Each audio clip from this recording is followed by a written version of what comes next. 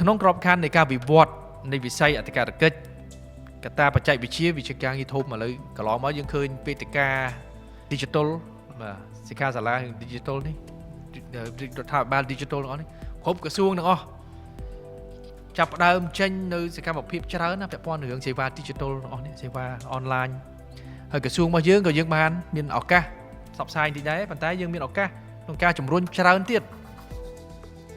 ហើយរួមជាមួយនឹងការផ្ដល់នៅសេវាគ្រប់គ្រងផ្សេងទៀតទាំង website ទាំងការធ្វើម៉េចឲ្យបញ្ជ្រាបសេវារបស់យើងនេះឲ្យទៅដល់សាធារណជនអ្នកប្រើប្រាស់សេវា